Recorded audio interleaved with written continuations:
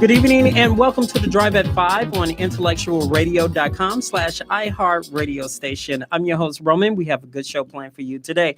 Don't forget to stay tuned to IntellectualRadio.com/iHeartRadio station for Warriors Talk with Rochelle at 6 p.m.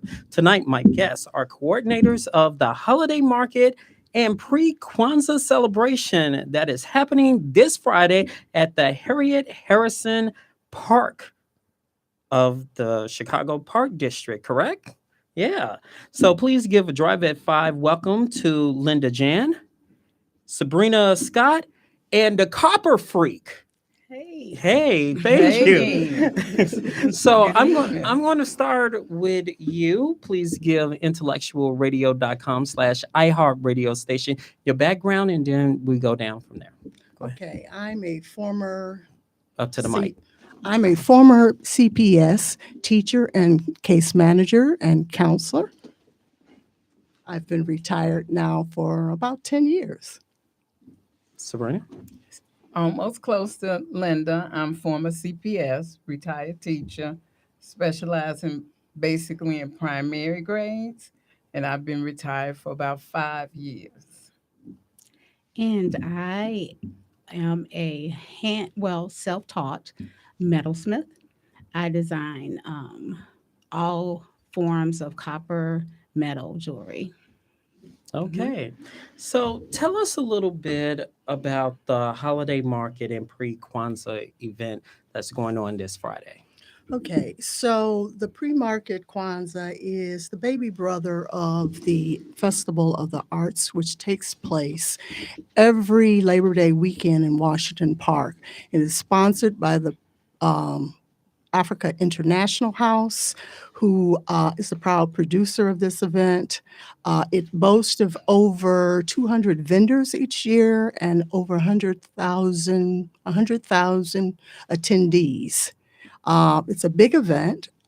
We use this event to help artists and small businessmen by promoting them, providing them with exposure so that they can grow their brands and also so that they can increase their profitability. And so the Kwanzaa is a smaller version of that. It's a smaller version of that, but it also looks at culture a little bit more closely in that we're looking at the principles of Kwanzaa, which there are 7. This year we're focusing on Ujamaa. Did I say it right? Ujamaa? It's Ujamaa. Yes. Ujamaa. Yes. So that's collective economics. And after the wake of COVID, we felt like it would be a good thing to look at how business is done because a lot of the small businessmen lost a lot of money during COVID. So we're doing our part to try to get people to come out and support our vendors. Want to add? No, I don't think I have much to add. I think Linda pretty much has summed it up. Mhm. Again, the Kwanzaa event, the collective economics, hopefully will help small business people get a jump start back into the economy. Particularly small Black businesses. Yes, in particular. Okay, so when somebody said like the COVID, how did this idea come about? What inspired you? Did somebody come up and say, I lost a lot of money and you say we got to do something about it? How it formulated? I guess part of the mission of Africa International House is to help provide assistance to small businessmen and artists in particular, economically. I guess in reading the papers, we all know that a lot of businessmen of all colors kind of lost during the COVID, but our concern is our community. So we're out to help Blacks in our communities, Africans in our community. So I think the word was already out. So this year we're working really hard to make sure that those vendors who lost will kind of start a recovery by having this event. Yeah. So Sabrina, what what kind of like I'm on board with this and let's do something about it that made you say, you know what, I'm in? I think one of the things for me, and it's like Linda said, last time we hosted Kwanzaa, it was in 2019, and it was that December right before the pandemic hit. You know, we had heard or got the news about what was happening in China and about the spread of the disease early February, I believe, which was in 2020 when it hit California and the United States, part of the United States, as well as New York. And since the pandemic, not only have many businesses gone under, but it has in particularly hurt our community as well. And Do so you think it was kind of like harsh than other small businesses, or do you think it was the same? I can't say it was harsh, but I do think that it was different for our community because our community struggled to get small businesses open. And we also sometimes struggle to keep them thriving. Yeah. So your take on what they just said as a small business owner, Mhm. and were you how deeply affected you were when it was the pandemic hit Mm. in comparison to you see some type of recovery? Can you give us that comparison? Well, speaking on what they're talking about, I actually lost my whole. I had a three-level building. In the middle of it's Gary, Indiana. I'm from Gary, Indiana, born and raised, and we have a community called Miller Beach Community. It's like our little art district. It leads straight to the water. It's like a thriving little area, and that's where the theaters are, the art galleries, everything from food to, and they're all owned. Like they're residential. Everybody there, they own their own businesses, and I was watching, and it was like crazy because I was so stoked about getting ready to do what we had to do, and everything was kind of because I got it right after everything came out really hard, and then it was like I was getting everything set up in my building, and I even lived upstairs, so I was like, oh, this is just perfect. And then all of a sudden the pandemic just hit really hard. We were hearing about it, but it came in really bad, and then on top of it they were doing construction in the area, so people had to walk blocks to get over to us. I watched a lot of people lose, including myself. But in the midst of that, I found a, a positive thing because it made my mind think. Like, how can I do and survive? It's just a building. I'm my brand. So I got into that thought process, and I was like, okay, how can I do this? It just forced me because I'm kind of like, I feel like I'm behind schedule with a lot of little stuff pertaining to my business because being afraid of change. But actually, the pandemic made you cooperate with change. You had to adjust to change because you had to figure out what you were going to do. How did your business specifically, you said you was looking into positive, how you converted your business Hmm. to change? How positively? Yeah. I, that's exactly what I did. I went into meditation.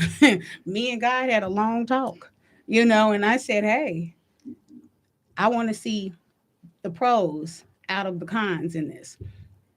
Everybody, then I started looking at Amazon. They're still selling, they're still making money. Everything was online. It forced me into stepping outside of a box. I don't need a storefront. I need to sell me, myself. I'm my brand. So I just got into the, social media. I started seeing different things, and I'm actually in a more comfortable place now. You know, um, it also made me go into investing into myself more because I purchased a 34 by 38 by something, 34 by 8, like a camper. and it's to turn it because there a lot of people were doing mobile businesses because you own that thing. You're not leasing anymore. It kind of just like those are inspiring things actually. So I'm all good. I got a nice piece of land. I got my mobile boutique sitting there. I'm good. I don't have to really, man, I don't even know how to explain it. It was just actually, it was like the light bulb just kept going on. Hearing her story, Linda, how that makes you feel, hearing her story from like, man, I didn't know what to do. Mhm. My business is really suffering. Mhm. I had to, convert my business. Now, for her sake, it turned into a positive outcome. Mhm. Everybody else for small Black businesses, that didn't really happen. Mhm. So, hearing her story, how do you feel about that? Well, her story is very inspiring because, in the case of Black businesses, we have to learn to think outside the box. Even before COVID, we had some Black communities where small businesses were already struggling and looking for some type of help. So her story is inspiring because we need to learn to think outside the box. And when we do that, as she said, no matter what comes our way, if we are in a position to do that, then we have a chance to grow. And I think it's all about growth. It could have been a learning experience. For some, it was not, but for many, it was a learning experience. So I find this story inspiring. But for those of us who were not able to do as she did, we are looking at ways of trying to help people who cannot think outside the box. And I'm sure that there are a lot of programs out there that work with small businessmen. But at this point in time, I think it hit us hard, not just the Black community, but really many of the businesses. So it's not just us, but it's many in the country were hard hit by this.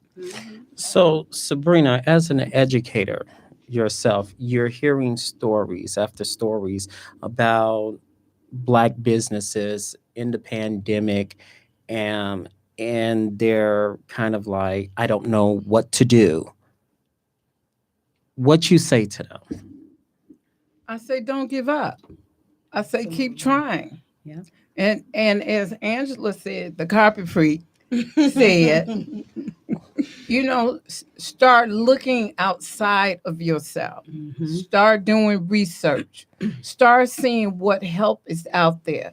Whatever help comes from the city or the county or even from the state of Illinois. I know during that time they had several grants that they offered to businesses. But again, as an educator, I say you have to plan, you have to research, you have to think. And as the copper Angela. freak did, Angela. It's okay to call me Angie. she started to think out of the box. Right. What is it that I can do? If Amazon can survive and get through this, I can too. So, the Copper Freak. What? It's okay to say Angela Hargrove too. Oh, or Angie, okay, too. okay. But I like If- hearing that too. Okay. Well, I was just going by what was said. That's fine. So, I'm looking at what Sabrina just said. Right. There were grants and opportunities. I Here, want- here is the flip side of that. yeah. I know several Black businesses that applied for it Absolutely. and they got That's good. denied. Oh, I was one of them. And then you hear Pluki and Ray Ray, Shaquita and Trezana and all of them. Exactly. They got $40,000 and $50,000, and you say what? Right. How, I Right. mean, Oh man. how? Hmm. Your thoughts on that? Ooh, I was livid. I was livid because I was running into people that I know haven't worked a day in their life. They are on the system, playing with the system.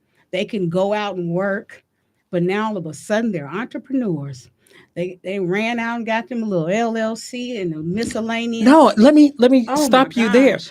they didn't even have an EIN number, Exactly. and they got Exactly. $50,000. Exactly. I was like, OMG.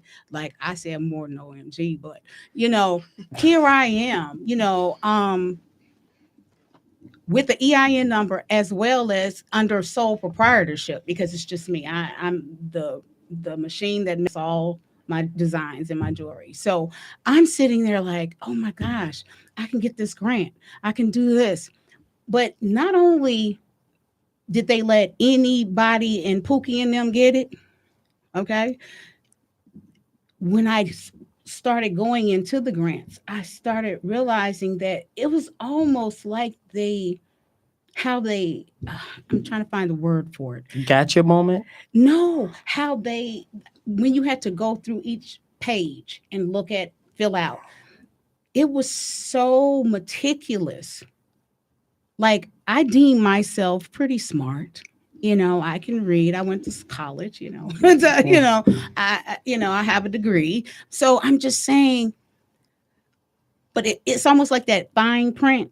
If you miss one little angle on it, it was almost like it was intentional because they pushed me into a loan. They pushed That me that into a was that loan. was the second phase you're talking Oh my about. gosh. The And I was second, like, the first phase, anybody. I even heard that some little kid, 10 years old, oh my got fifty goodness. fifty Oh, thousand dollars. I know you probably and what was heard it too. yeah. Yeah. Now I'm the sorry. second phase, that's where all the page, this stick, and Oh all my of that. goodness. Now the concern for Black businesses,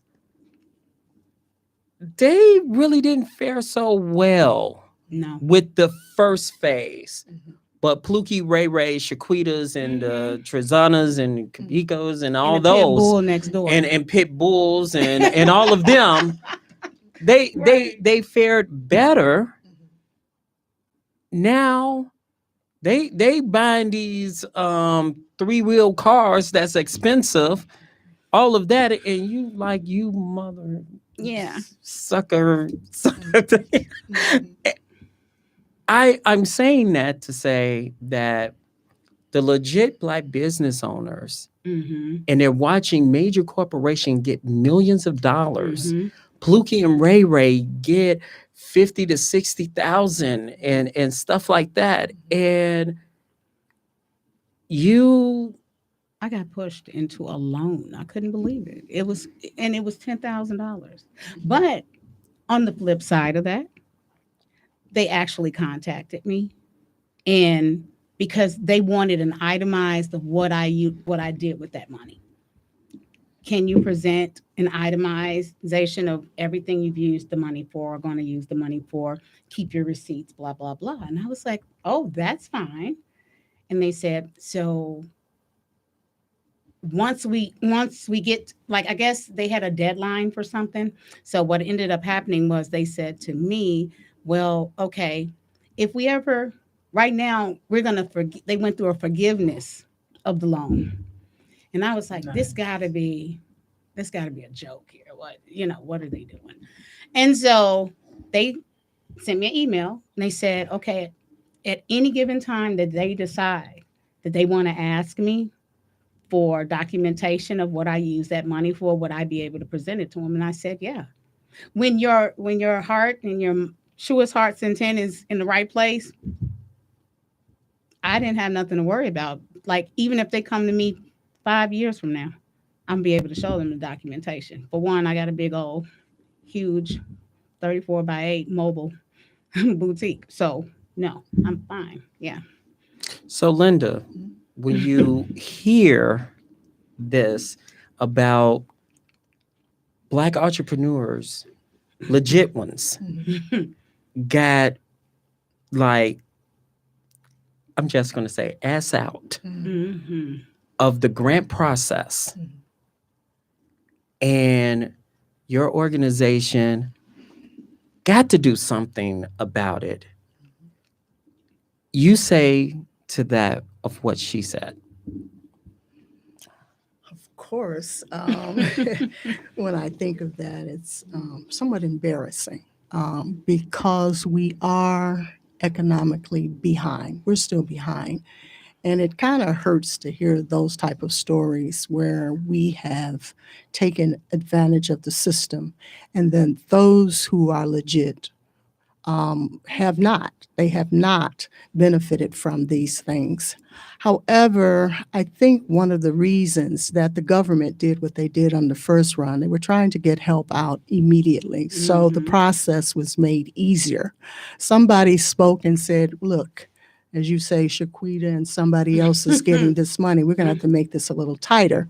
And so they reined in on what they could do to stop the abuse of the money that Right. was being sent.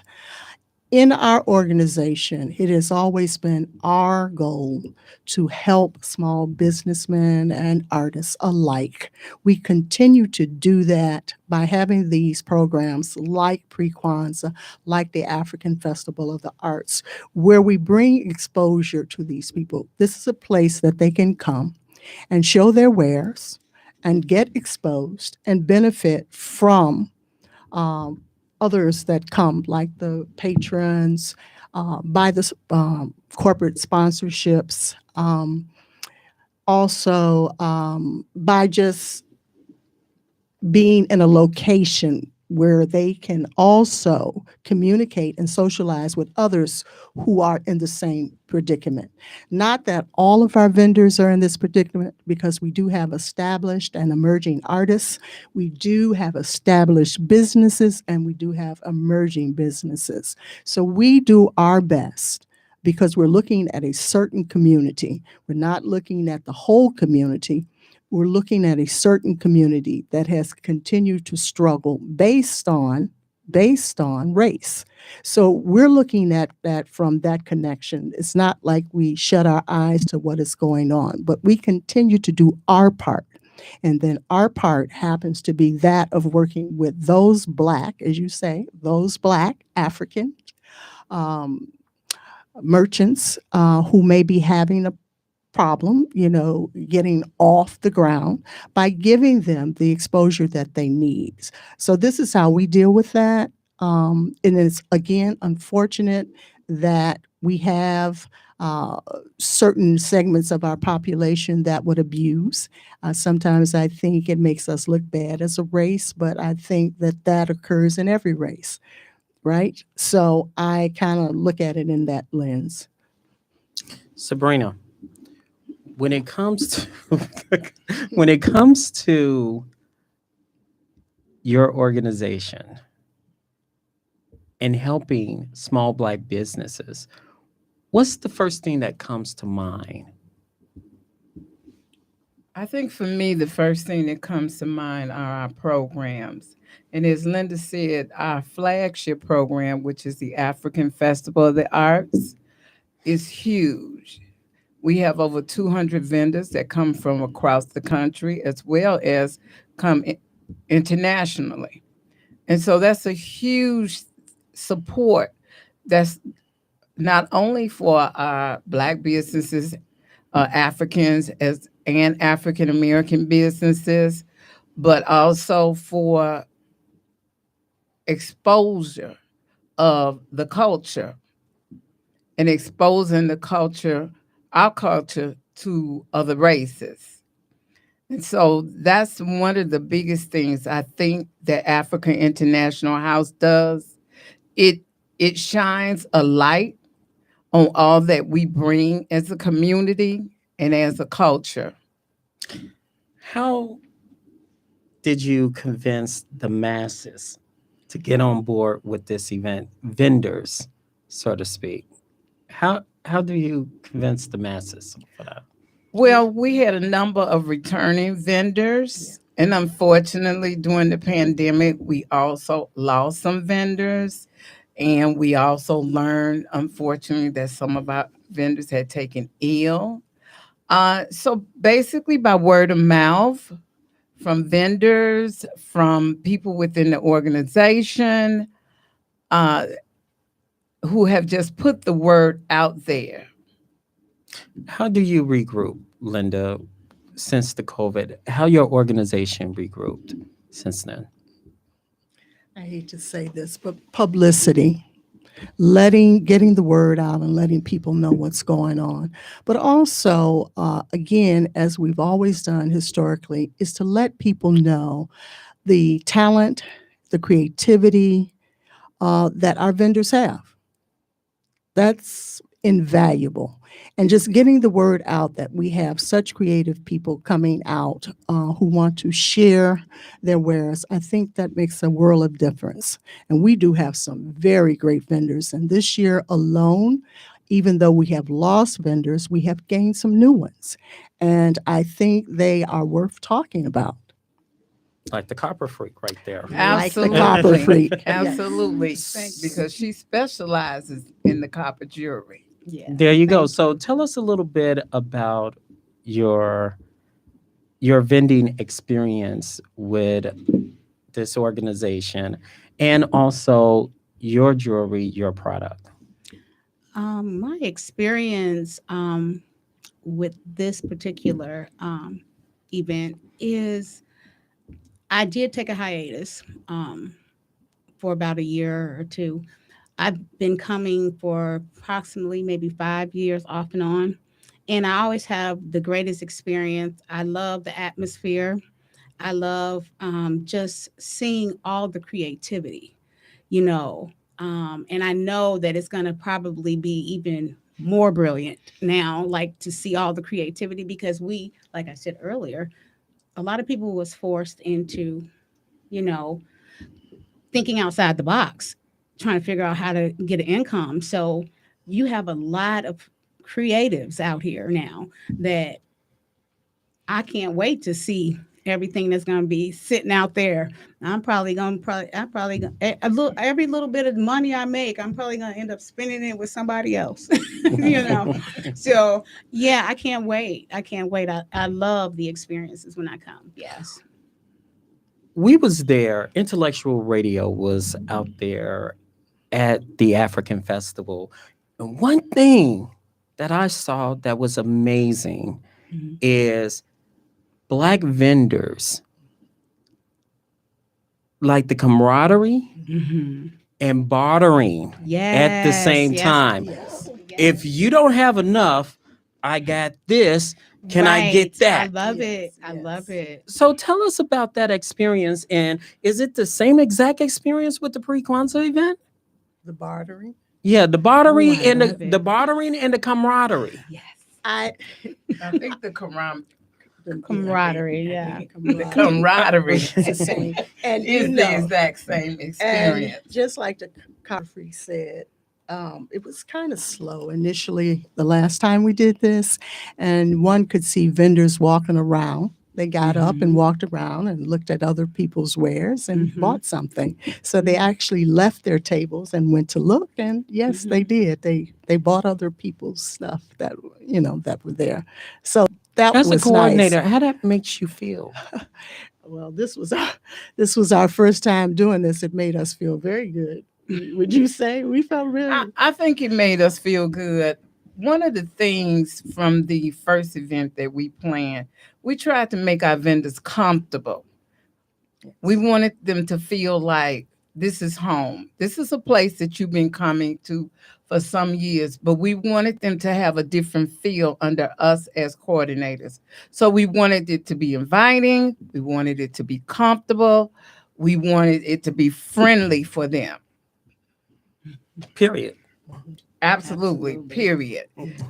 Yeah. So more and more blacks are getting into culturalism to celebrate knowledge throughout the year. How this event fits the need of culture in the black community.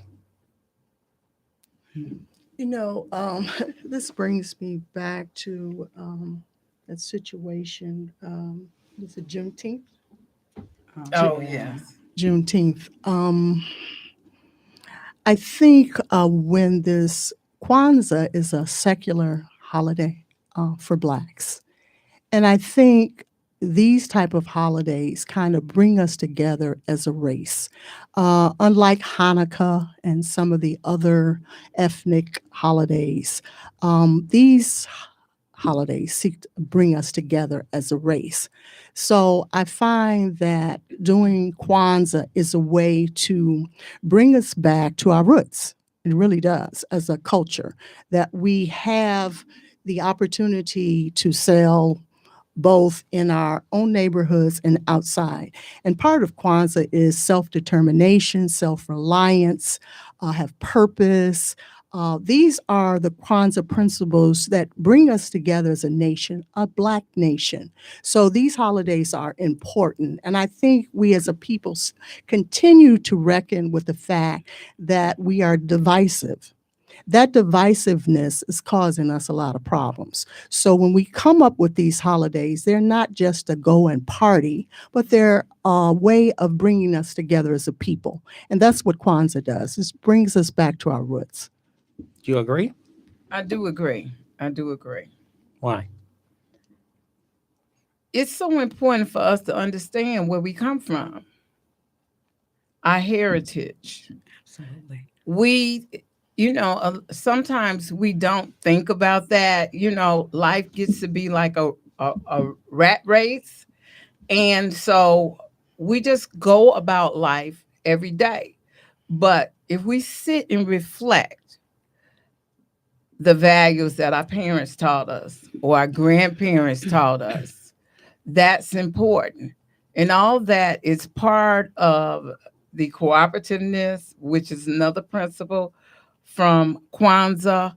But Kwanzaa to me mostly is, as Linda stated, community, bringing our community together, helping our community to remember certain cultural things about our race. And so I think it's very, very important for us to learn to recognize Kwanzaa, celebrate Kwanzaa, bring these principles into our home, because actually these are the same principles that were taught to many of us by our grandparents and our parents. They just didn't call them by those particular words. I think one principle should be butt whooping. You wanted to add? Actually, Kwanzaa, the original origin of when they decided to, you know, interject this into just specifically for Black culture, it it came to the thought process. It goes way back to our ancestors. When you think about community, you think about our African ancestors, tribes. You when before we were kings, queens, we had community, we worked together. You have a hut here, hut here, hut here, and hut here.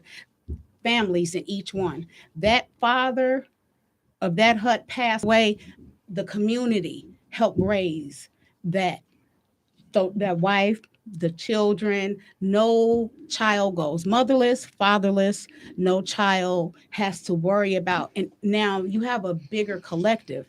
It's bigger than us. Kwanzaa is bigger than us. It's something to give us meaning, to get back to a form of community deeply rooted. It's not just surface. It's you can, because it gets you back to what our ancestors' cultures were. It makes you want to go and look, research, dig in. Every single time, and this is just me, Mhm. why do we always have to share our culture, share our days, our months? Not being, I'm just going to put it out there.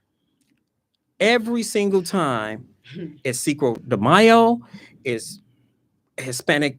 I don't know how many Hispanic Heritage Months is it now. I don't know. I just want something for us to enjoy. I don't want Bob, you know, or Tim. I want something for us. Why we can't have that? So you don't think that Kwanzaa is for us? I think Kwanzaa is for us, but Maybe I'm missing. however, Mm-hmm. we always have to share. You look at the coincide, the day after Christmas, Mm-hmm. Mm-hmm. okay? Mm-hmm. The twinkling lights, Okay. jingle bells. Got you. All right. Then we still got to hear happy holidays when it's Kwanzaa. Then you got that little 15-second blip. It's Kwanzaa. Happy Kwanzaa. That's it. That's all. Here come that black reporter coming to cover your event. You'll be like, yay, we're getting coverage. Then it's a 15-second blip. And you like that son of a. What I'm saying is, Got you. why it's not big to the masses like the big old Saint Nick. It's Why we have to share Juneteenth with Hispanic Heritage Month again, because I always thought it was in May. Then it's Mexican Heritage Month. What about African Heritage Month? What about that? I'm sorry, I'm going on my tangent, but you get what I'm saying. It's like every doggone thing we have to share, and we have something for us. Okay, I'm done. Okay. I now- think Oh, go ahead. I think as a teacher, I remember we had an assembly, and I had to teach my kids a song for the assembly. And I think I told them to sing "When the Saints Come Marching In." And I got there. I had been doing this for the last week or so, maybe every day, maybe 30 minutes. So the program starts, and you can hardly hear my kids. And so I'm trying to give them support. So I'm singing. And I realized the only person that the audience heard was me. From that, I learned that if you don't treat things important, they won't be important. And I think part of the problem of us sharing, even with Kwanzaa, which has been going on since 1966 or so, I believe, um, a lot of people are not celebrating Kwanzaa. There are probably a lot of people who don't even know about Kwanzaa. If you don't treat something important, then it won't be important. So I think as a collective, we need to work together to ensure that those things that are important to us are treated as such. I talked about earlier being divisive. We are not together as a culture, and that was the reason that Kwanzaa was created, to bring us together as a people. So I think the part the question that you asked has to do with the fact that we don't all see it as important. We don't. Juneteenth was very interesting to me because it is something that happened locally. And I understand that it had been something that those people celebrated where it occurred. However, the bigger community was not made aware of that. And so someone came up with the idea that this is something that we should celebrate. And when everybody got on board, that became a national holiday. So we have to work together as a team in order to get that to happen. If you don't treat it that way, it's not going to be that way. As a vendor, Mhm. you have Black Friday. No, I don't. No, I'm not saying you. Okay. You have Black Friday. Mhm. You have the day after Christmas sale. Why not Kwanzaa sale? I do have Kwanzaa sales. Okay. This is what when I promote during what they're calling Black Friday sales, I say, hey, I'll do a little snippet video and I'll post it. And I'll say, hey, I'm a Black girl. It's Friday. I got a sale for you. That's it. I don't promote. Yes, I am utilizing like we've been utilized because we all know what Black Friday really means. Not a lot of people. Well, that's a derivative of, for those who don't know, that's a derivative of Black slaves on the auction block. That's where that comes from. Black Friday. Okay. So I don't equate that with that. Yes, I'm a beautiful black woman. I'm having a sale and it's Friday. Let's do this. The day after Thanksgiving. I don't I've got to a point where I'm learning how to not deal with those type of, the stereotypes of certain things. But that's what I was going to tell you about when you were talking earlier. Why can't we have something to ourselves? Like like she said too. We have to want it bad enough. Unfortunately, this generation, which is like my children, maybe your children, grandchildren, you know, um, it's not really that we are not teaching them. It's the age that they're in with all the social media, um, trying the competition. I mean, a job now is TikTok videos. How many posts can I get? How many likes can I get? But not to get off the topic, but what I'm saying is like, I don't focus on that so much, what you were saying earlier. Like, you were like, well, why can't we have it? And it kind of chaps your hide. It kind of peeves you off. But all in the same token, you have to mentally understand, not that you are not mentally understanding, but you have to understand that, like, it's something that's been going on with us for years. It's politics, actually. You know, I'm going to whisper that word, politics. It is. It's been a part of how they've been doing things with us forever. That's why we don't know. We're waking up slowly but surely. We're waking up. But yes, I'm just going to say this one thing and then I'm going to stop talking. My dad was, like I said, my dad's a reverend, and there's this scripture, and don't get me the line and trying to quote it and all that. I'm gonna layman's term it.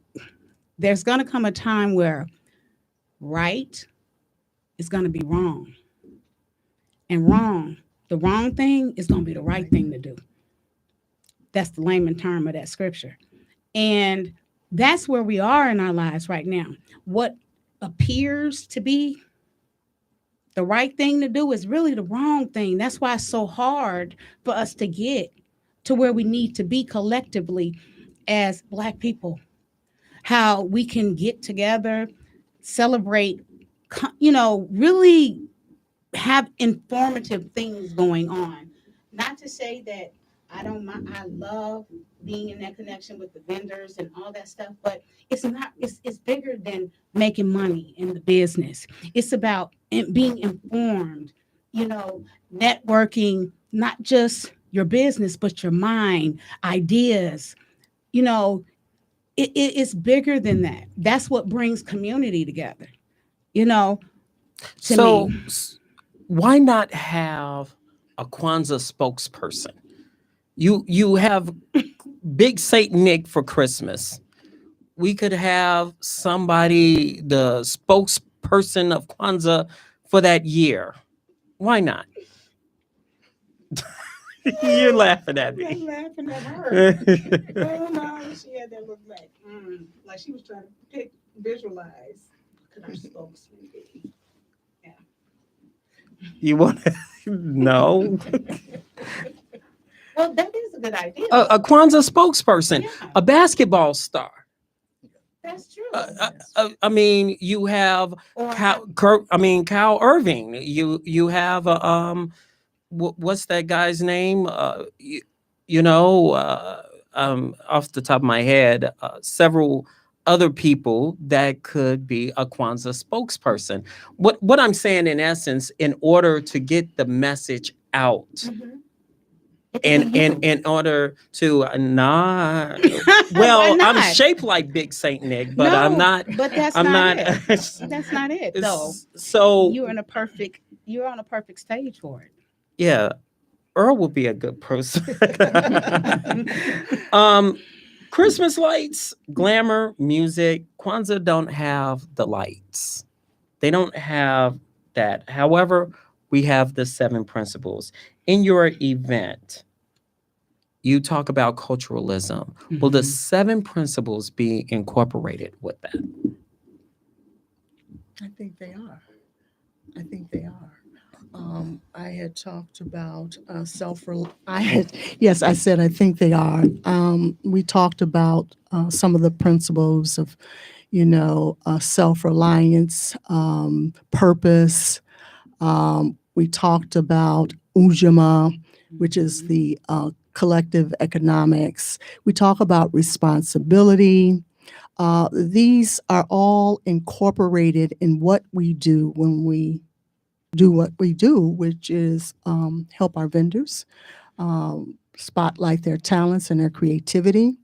One of the things that I used to like about the Muslims, the Black Muslims, I hope I'm saying that correctly, is that they taught self-determination and self-reliance.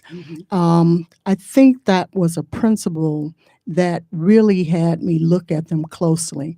And I think as a people, we still continue to struggle with, we're always looking for handouts. When we talk about Shaniqua, I'm looking at the fact that as we look at, what is it, Oklahoma, and how we had the Black Wall Street, why can't we bring that back? Why can't we bring that back?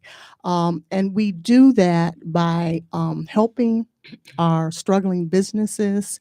We have to do better in providing support for them.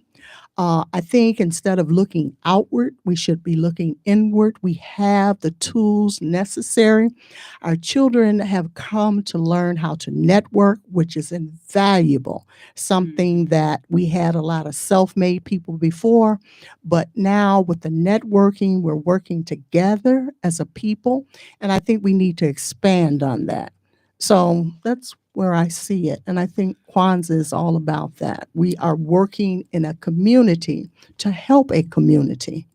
And I think those principles are incorporated when you have a community or an organization that works specifically with a specific group, which has to be a Black group, to try to help them prosper. You mentioned Black Wall Street. In layman's terms, I define Black Wall Street as isms. Isms such as togetherism, collectivism. We're not in the isms. No, we're not. We're in individualism and separatism. Yes. How can we move the bad isms to a positive ism? Sabrina?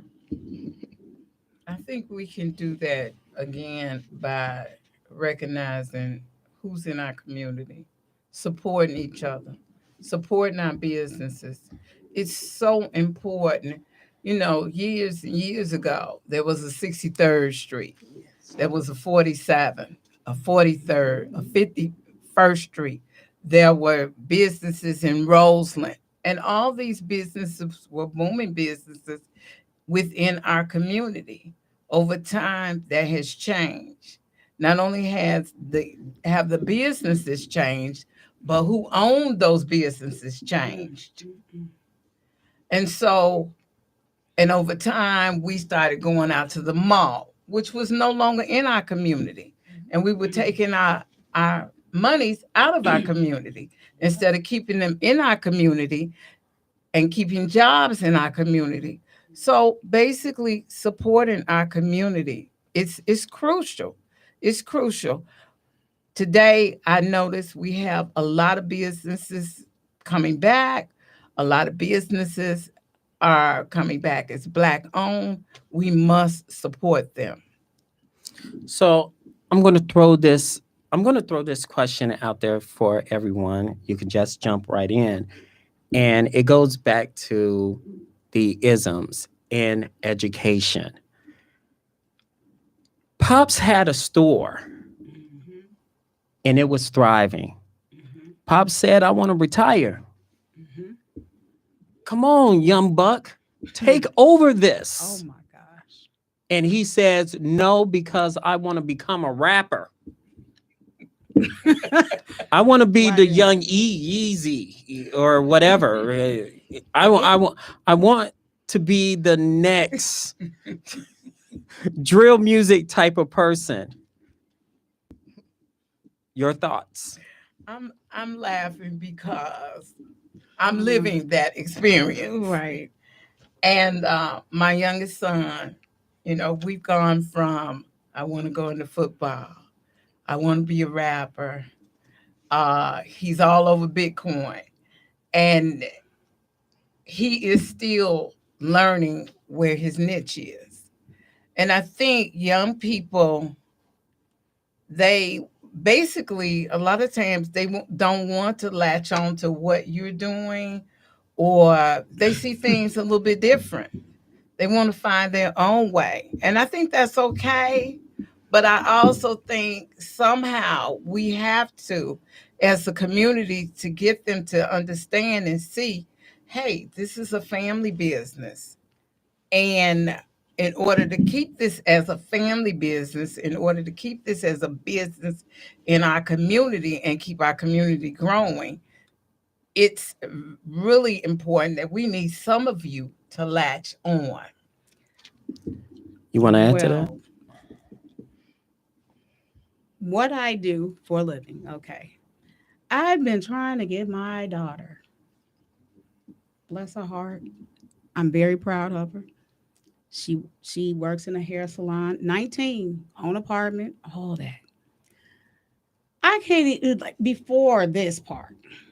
I'm like, can you just help mommy set up the table at an event?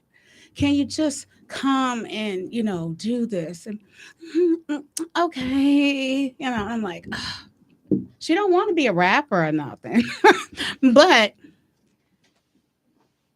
I got to the point where I realized sometimes what our perception of who and how our children are and who they are is we're way off the beaten path.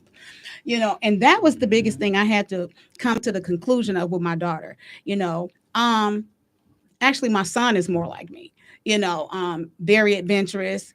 He just told me the other day, Mom, I'm so glad, like we moved around a lot as a child, but that way I can, I'm looking for the word, intermingle. I can just about like a chameleon. I can blend in wherever I go. I'm not afraid. My daughter, on the other hand, beautiful baby. I love her. Love you, Maddie. But she's challenged with things because the pandemic hit everybody really hard, especially. But to make a long story short, I just feel like we have to stop to get back community, Black Wall Street. I might upset a few folks when I say this. Separatism is out. I don't care what we say. I don't care what we would like it to be. Can I say white and black here? Okay. White people inducted themselves into our lives way before we was even thought of. They've been intrusively became a part of our lives to the point where we can't, and they can't do without us either. Like we've emerged ourselves to the point where it is like we can't do the separate, oh, we need to go to Africa, we need to go back to Ghana, we need to go do this, we need to. No, community is going to be a melting pot because it's like we can't get away from that. Unfortunately, I know, it will be a grand Black Wall Street, in other words, is going to be conducive of white folks. I know it's a really touchy subject, but it is because there are some supportive. Some people will disagree with you on that They will, because and that's true. Let me say this: we had our own base. We didn't need no white. Okay, Absolutely. I'm getting a hard rap, so I'm sorry. Got you. But I'm gonna have you guys back if you like that, so we can continue the conversation. So please give intellectuals, starting with you, Linda, intellectualradio.com/iHeartRadio station, where they can get in contact with you, the event, how they can get. They can go to aihusa.org or Africa International House pre-Kwanzaa. If they want to vend, probably tomorrow's the last day if you want to do that. So I think that's where they can go. The freak? Copper freak. Yeah, Copper Freak. He just said he just gonna call me a freak. No, I'm just kidding. That's okay. That's okay. You can find me my website. I'm just now getting back into everything, like I said, but I'm working on a new website. But you can find me on I Am the Copper Freak, IG, Angela Hargrove, Angela Dixon, Facebook, Designs by the Copper Freak, Facebook. Sabrina. Again, as Linda said, we can be found on Facebook. Go to Africa International House Facebook. You can see all what's happening coming up with Kwanzaa. We have our vendors on there. We have presenters coming in. We have Aaron Johnson and Mr. Hugo speaking about Woodlawn housing. We have Rashana Scott speaking about investing in Chicago and house flipping. We will have an artist, Dio, doing an artistic presentation workshop. You have Maggie Brown. Al Will be there, Smith, yeah. and Intimate Contacts will be there doing jazz. We'll have line dancing, and Turtle Only will be there And doing it's Black comics. Friday.